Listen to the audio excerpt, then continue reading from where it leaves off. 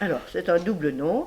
D'une part, à cause de Saint-Genis, qui est le patron de l'Église, de la vie catholique ici, et puis l'Argentière, parce qu'il y avait des mines très diverses. Il y avait des mines de baryte au niveau du Tivel et des mines de houille au niveau de Plambeuf, dans lequel on disait qu'il y avait un peu d'argent, mais ça veut dire mine.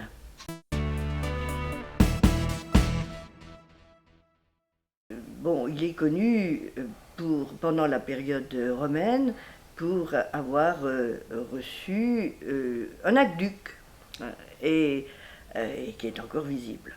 Mais alors après, ben, on se perd un peu, on ne sait pas très bien ce qu'il en est. On a des aperçus. Jean de Saint-Genis ont bien accepté la Révolution. Ils ont participé à tout. Les prêtres sont devenus des prêtres constitutionnels.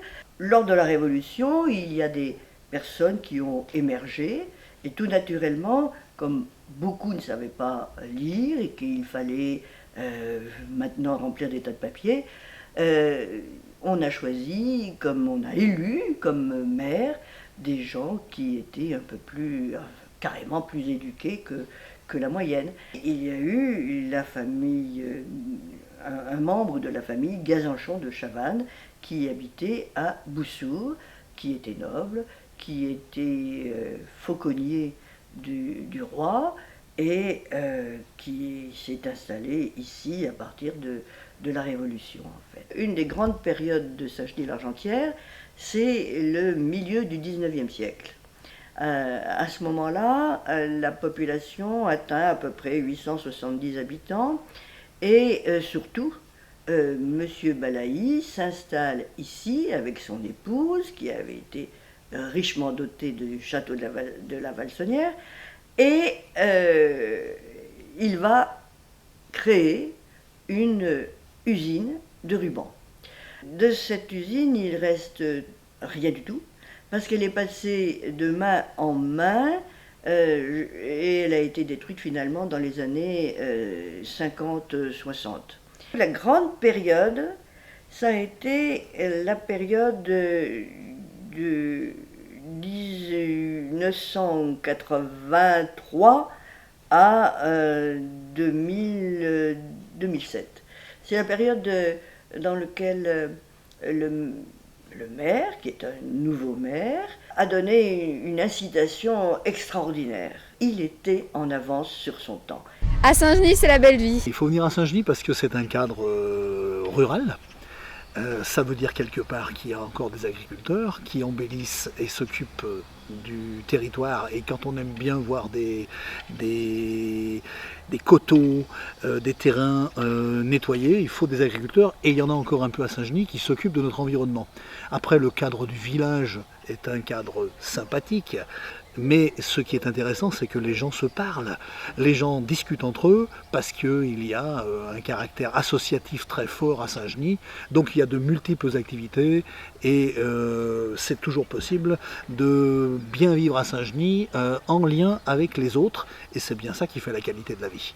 Il y a une médiathèque, un événement, un lieu culturel de très haut niveau, puisque des multitudes de documents sont échangés, je crois qu'il y en a plus de 22 000 l'année dernière. Donc la médiathèque est un vrai lieu de vie, un vrai rassemblement. Évidemment une école à Saint-Genis avec 68 élèves cette année. Donc là aussi il y a beaucoup de rencontres autour de l'école. Les parents d'élèves sont bien présents avec des associations, avec une association qui s'occupe vraiment de cette école. Saint-Genis-l'Argentière fait partie de la communauté de communes de Chamousset-en-Lyonnais. Et Chamousset-en-Lyonnais avait initié depuis pas mal d'années les ateliers relais qui ont créé des emplois, et c'est vrai que c'est bien agréable quand on habite Saint-Genis et qu'on va travailler en proximité. 87 ateliers relais embauchant plus de 1000 personnes actuellement dans une zone de moins de 25 km. Donc ça c'est un atout intéressant, travailler et vivre presque dans le même endroit, ça c'est quelque chose de chouette. Saint-Genis a une population jeune. Alors au niveau équipement, nous avons une salle des sports qui sera d'ailleurs rénovée l'année prochaine. Ça c'est pour accompagner évidemment tous les accompagnements sportifs. Je n'ai pas cité l'ASSG qui organise de multiples activités et l'OSG qui rassemble tous les sportifs gym des petits villages alentours. La maison de l'amitié, comme son nom l'indique, abrite en priorité le club de l'amitié, mais sert évidemment à beaucoup d'autres réunions. Le club de l'amitié, ce sont nos seniors qui ont une vitalité importante et qui, eux aussi, rythment la vie du village avec des rassemblements 1 à 2 fois par semaine. Au skate, on accueille évidemment les boulistes et l'association de boules. On accueille un local des chasseurs et l'association de chasse qui, elles aussi, font partie de la panoplie de rassemblements dans notre village de Saint-Genis. Le conseil municipal enfant, jadis, avait initié de très belles actions. Nous avons à Saint-Genis un skatepark qui est à son initiative. Il a été embelli de terrains pour le vélo, de terrains de pétanque. Il a été embelli de tir à l'arc. Et donc c'est un espace ouvert à tous dont les enfants peuvent se l'approprier. C'est un très beau terrain, un très bel espace de liberté et d'apprentissage du bien collectif. Je parle de ce conseil municipal enfant parce qu'il a débouché sur un conseil jeune qui depuis 2009 existe et qui est à l'initiative de plein de petites rencontres, de plein de petits moments de convivialité. Le conseil jeune s'inquiète et donne la main, est visible dans pas mal de manifestations. Alors le Conseil Jeune, on a réalisé de nombreuses actions comme le film qu'on a tourné avec le collège de Sainte-Foy-l'Argentière. Nous avons aussi été présents pour le marché de Noël. Ce qui me plaît à Saint-Genis, c'est le skatepark. Ce qui me plaît le plus, c'est le skatepark parce que il y a des rampes pour faire du skate, du roller et de la trottinette. Ce que j'aime bien à Saint-Genis, moi, c'est déjà, il y a le skatepark, il y a aussi le stade qui est bien, on fait du foot, il y a aussi des tables de ping-pong. Alors à Saint-Genis, ce qui me plaît tout d'abord, il y a beaucoup d'endroits pour se retrouver en famille, entre amis. Ce qui me plaît à Saint-Genis, c'est que tout le monde se connaît, il n'y a pas de secret. De toute façon, c'est un secret, tout le monde le sort au bout d'un moment. Et surtout, il y a des associations comme la Révol, qui gère la Vogue, etc. Et la SSG, qui, elle, gère plutôt tout ce qui est sport, action sport, du coup. Ouais. Il y a aussi la salle des sports, un bar, l'Unique, et bientôt la MJC qui devrait rouvrir. Moi, ce qui me plaît à Saint-Genis, c'est qu'il y a beaucoup d'endroits où on peut se voir. Et étant donné qu'il n'y a pas beaucoup d'enfants, on peut un peu tous se connaître. Si un jeune viendra à Saint-Genis, je pense que je lui conseillerais la Vogue parce que déjà c'est un événement qu'on a remis en route.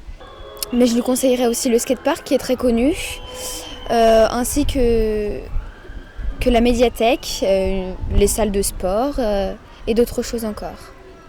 Je lui conseillerais de venir au skatepark pour rencontrer de nouvelles personnes et venir dans la vie du village. Il y a, quand il y a des personnes qui n'ont pas d'ordinateur ou d'imprimante, on peut travailler là-bas, c'est calme. Les fêtes intéressantes sont la Vogue, principalement en été. Et puis il y a 2-3 balles. Parce qu'à Saint-Genis, on s'intègre très facilement.